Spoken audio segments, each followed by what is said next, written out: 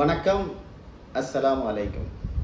நாங்கள் இரண்டாவது video clip மூலம் உங்களை சந்திப்பதில் மகிழ்ச்சி அடைகிறோம்.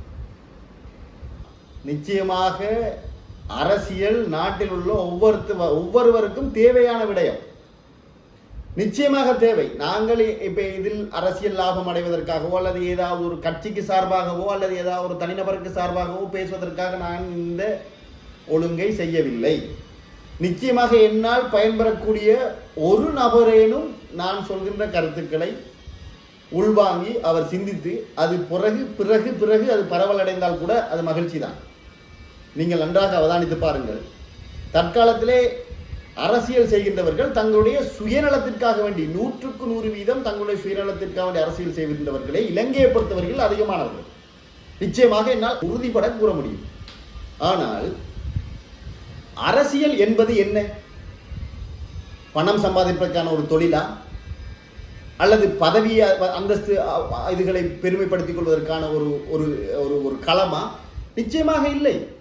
பதவி அந்தஸ்தை கோருவதற்கோ அல்லது பெருமை அடித்துக் கொள்வதற்கோ, வாகனங்களை போலின் போட்டு ஓடிக்கொள்வதற்கோ, அல்லது இந்த நாடு வறுமைப்பட்டு கொண்டிருக்கின்ற நாடு.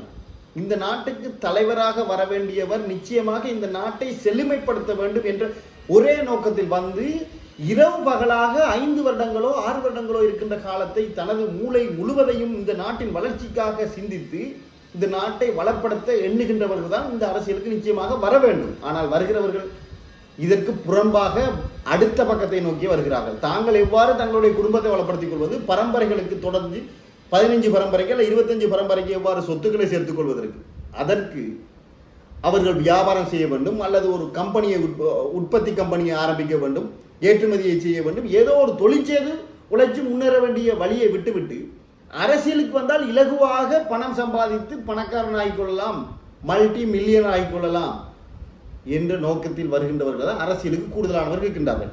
இதற்கு அவர்களுடைய எண்ணம் காரணம் அல்ல. மக்களாகிய உங்களுடைய எண்ணமே இதற்கு காரணம். நீங்கள் அரசியலுக்கு ஒரு ஏழை வந்தால் விரும்புகிறீர்களா? இல்லை. ஒரு ஏழை அல்லது ஒரு படித்தவன் அல்லது ஒரு பட்டதாரி அல்லது மேல்நிலை பட்டதாரி ஒருத்தன் அரசியலுக்கு வந்து தன்னிடம் எந்த விதமான பண வசதியும் இல்லை, நான் அரசியல் செய்கின்றேன், அரசியல் செய்ய போகின்றேன், மக்களுக்கு உழைக்க போகின்றேன் என்று சொன்னால் நீங்கள் வாக்களிக்கின்ற எண்ணத்தில் இருக்கின்றீர்களா? நிச்சயமாக இல்லை. எனக்கு ஒரு சம்பவம் நடந்தது. நான் கொழும்பிலிருந்து புத்தளம் நோக்கி செல்லுகின்ற வேளையில் இடையிலே விட்டு அங்கு தேநீர் வந்துகின்ற போது பேச்சுவாக்காக அந்த ஊழியரிடம் நான் ஒரு பேச்சு கொடுத்தேன். என்ன உங்களுக்கு முன்னால் ஒரு பெரிய பேனர் அடிக்கப்பட்டிருக்கின்றது, எப்படிப்பட்டவர், இவர் அரசியல் செய்வாரா என்று நோமலாக அவரோட ஒரு பேச்சொன்றை போட்டு பார்த்தேன். அவர் அதுக்கு சொல்றார், அவர்கிட்ட நல்ல சல்லி இருக்கு, நிறைய நல்ல வசதியான ஆள், நல்ல சல்லிக்காரர், அவர் அரசியலுக்கு வந்தா செய்வார். அப்ப மக்களோட தோட்ஸ் எப்படி இருக்குது ஒரு சேம்பிள் சொல்றேன். அதிகமான மக்கள், நமது நாட்டு மக்கள் நினைக்கின்றார்கள் பணம் படைத்தவர்கள், பந்தா காட்டுபவர்கள் அரசியலுக்கு வந்தால்தான் அரசியல் செய்வார்கள். நிச்சயமாக பணக்காரன் ஒருத்தன் அரசியலுக்கு வந்து நிச்சயமாக அரசியல் செய்ய மாட்டான். அடிச்சு உறுதியாக சொல்லலாம். பணக்காரன் ஒரு தொழில் செய்வனாக இருப்பான், ஒரு வியாபாரியாக இருப்பான், அல்ல ஒரு கம்பெனி, ஒரு உற்பத்தி கம்பெனியை வைத்திருப்பனாக இருப்பான், ஒரு தொழிற்சாலை உடையவனாக இருப்பான். அவனுக்கு மேலும் பணத்தை சம்பாதிக்கின்ற நோக்கமாகத்தான் இருக்கும். ஆக அரசியலுக்கு வருகின்றவர்களை மக்கள் சரியாக தெரிந்திருக்கிறார்களா? நிச்சயமாக இல்லை. மக்களாகிய எம்மிடம் மிகப்பெரிய குறையை வைத்துக் கொண்டு நாங்கள் அரசியல்வாதிகளிடம் குறையை கூறுகின்றோம். இது ஒரு வகையான கோணத்திலான எனது பேச்சு. மக்களை நன்றாக சிந்திக்க வேண்டும். உங்களிடத்திலே வருகின்ற ஒரு உறுப்பினர், பாராளுமன்ற உறுப்பினர் தேர்தல் வர இருக்கின்றது எதிர்காலத்திலே, அவ்வாறு பாராளுமன்ற தேர்தலுக்கு உங்களிடத்திலே வருகின்ற ஒருவரை நீங்கள் நன்றாக கணிக்க வேண்டும். பாராளுமன்ற உறுப்பினராக தெரிவு செய்யப்பட்ட எவரேனும் எந்த பிரதேசத்தில் சேவை செய்தாலும் அவர் சொந்த பணத்தில் சேவை செய்யவில்லை. நிச்சயமாக அவர்கள் வழங்கப்பட்ட, அவர்களுக்கு ஒதுக்கீடு கிடைக்கப்பட்ட அல்லது அவர் பாராளுமன்ற பதவியை மூலம் அடைந்து கொண்டதன் மூலம், நாங்கள் வாக்களித்ததன் மூலம், மக்கள் வாக்களித்ததன் மூலம் பெற்றுக்கொண்டதன் மூலம் பயனடைந்து அதன் மூலம் தான் மக்களுக்கு சேவை செய்கின்றார்கள். சொந்த பணத்தில் யாரும் இங்கு பாராளுமன்ற உறுப்பினர் எந்த 225 பேரும் செலவழிப்பதில்லை. அதையும் நீங்கள் நன்றாக தெரிந்து கொள்ள வேண்டும். காரணம் உண்மையிலே மன உழைத்தல். நாங்கள் படிக்கின்ற காலத்திலே அபிவிருத்தி அடைந்து வரும் நாடு, அபிவிருத்தி அடைந்து வரும் நாடு, இன்றும் அபிவிருத்தி அடைந்த நாடு. எப்போது இந்த நாடு அபிவிருத்தி அடைவது? எப்போது இந்த நாடு அபிவிருத்தி அடைவது? நன்றாக சிந்திக்க வேண்டும். மக்களை நன்றாக சிந்தியுங்கள். நீங்கள் பணத்துக்கு சோரம்போவர்களாக அல்லது பகட்டுக்கு சோரம்போவர்களாக இந்த நாட்டு மக்கள் இருக்கின்ற வரைக்கும், மக்கள் சரியாக சிந்தித்து தேர்தல்களை முகம் கொடுக்காத வரையில் நிச்சயமாக நாங்கள் நல்ல தலைவர்களை தெரிவு செய்து கொள்ள முடியாது. ஆகவே எனது இந்த இரண்டாவது கிளிப்பின் நிறைவு பகுதிக்கு வருகிறேன்.